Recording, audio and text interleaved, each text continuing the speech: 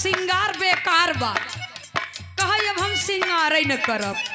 अगल बगल के कुल मेहरारू देवरान जेठान कहत हन कि सिंगार किहे जा तोहरे पति के उम्र बढ़ी जाए।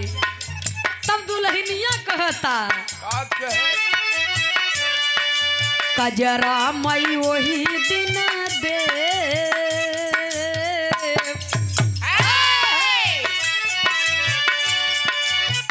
का सिंगार करी बहिन। दुल्हा तो परदेश हैं सिंगार का होए कई के। जौने दुल्हनी के दुल्हा नालायक निकल जाती जानत है वो दुल्हन का कहत है कि केह पे करो मोर सिंगार बलम मोर हिजड़ा। जब सुनबे न करही बात न मन ही का मतलब नहीं करे सिंगार की है। लेकिन वो दुल्हन का कहता कजरा मई वही दिन दे जौन दिन मोर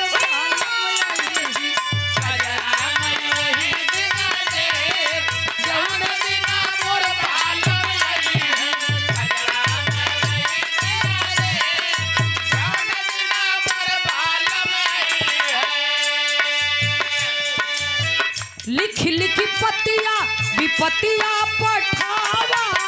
लिख लिख पतिया विपतिया पठावा। लिख लिख पतिया विपतिया पठावा।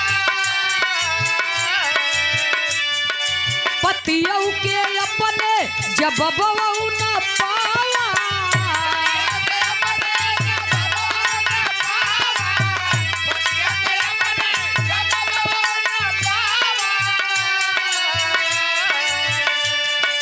जब यही चाहे जब यही। सुनने वाले बाबूजी माता बहन लोग जरा गौर करना। सूरदास जी कभो कभो बाबू कहें बीरा जहाँ दर्द होय। दर्द काहे होय जब आपन के वो अपने से बिछड़े तब बीरह पैदा होय। सुनने वाले बाबूजी तब बीरह पैदा हो तो वहीं से बीरहा निकला। आई द्वापर युग की बातें है। सुनने वाले श्रोता सज्जनों लेकिन कलयुग में मेहरारू कहत रही जौने दुल्हनी के दुल्हा परदेश हो दुल्हन सदा दुखिया। महीना चाहे कौनो होए जब वो दुखिया बात हो के महीना का मतलब।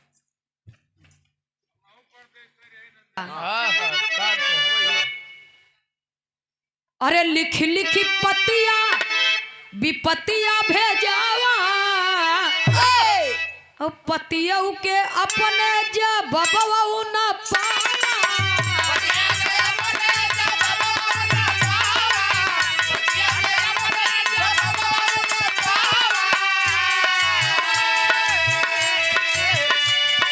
जब यही चाहे जब यही मिल करके हंस करके रोई करके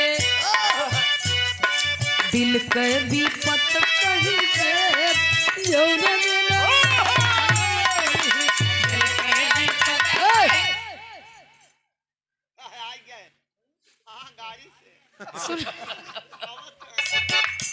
ए भैया हो हमार मतारी बहन लोग बैठी हैं। मास्टर साहब तनी सरुग जा बड़ा उती लहली भवा है आज। बहुत सुंदर गीत आप लोग सुने। हम ज्यादा कुछ ना गाओ खाली यही मुख्य मुख्य चीज गा देते ही बस। बहुत सुंदर गीत आप लोग सुनन की उड़ते चिड़ैया काहे मारे बई मनऊ। हारमोनियम मास्टर साहब दादा एक गीत और गावत रहन कि पिया गुलरी के फूल हो गए। अच्छे बजाई देता तो दो चार लाइन हम हो गाई देता।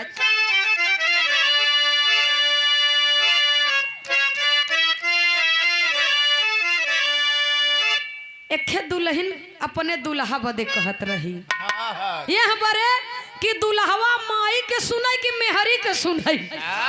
बेचारा बीचे में फंसा बा निर्णय कहीं नहीं पावता। तब वो गुस्सा में कहे रही अरे राजा गुलरी के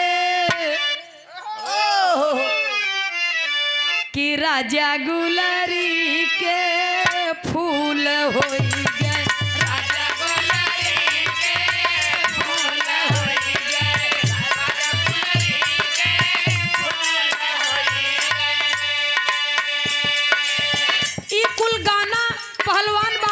डीजे पर सुने के न मिले। और हमारे उम्र के गवैया खास तौर से महिला कलाकार थे और न गई ही,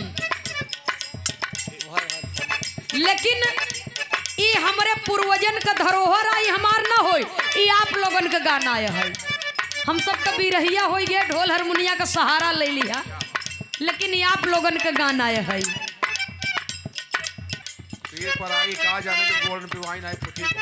दुल्हिया कहता दर्द बतावता, वो बताए दर्द लेकिन हो ये गाना कि राजा गुलरी के फूल होई गए, राजा गुलरी के फूल होई गए, राजा गुलरी के फूल होई गए। सखी लोग कहें काहे दीदी अब ससुरे न जाबू का, कहें का जाई, महाभारत रोजे मचा रहा था घरे में। बतावता सास होई गई कुर्सी, ननद होई गई टेबल, सास होई गई कुर्सी, ननद होई गई टेबल, सास होई गई कुर्सी, ननद होई गई टेबल।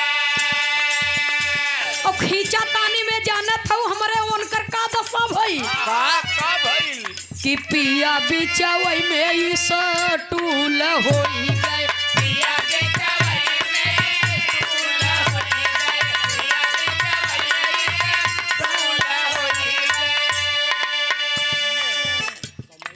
दुल्हिया का कहे सास होई गई गोली, ननद होई गई टिकिया,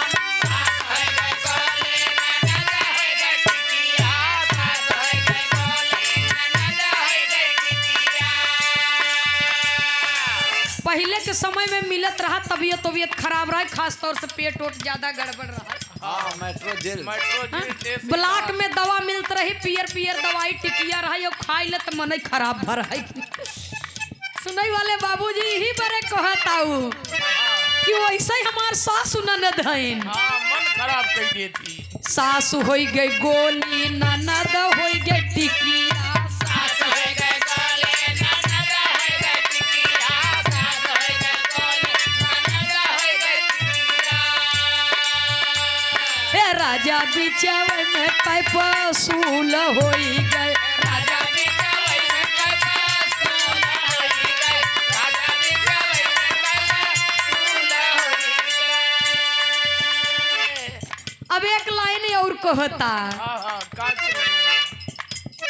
सासु होई गई चौका, ननद होई गई बेलन, सास होई गई चौका, ननद होई गई बेलन, सास होई गई चौका, ननद होई गई बेलन।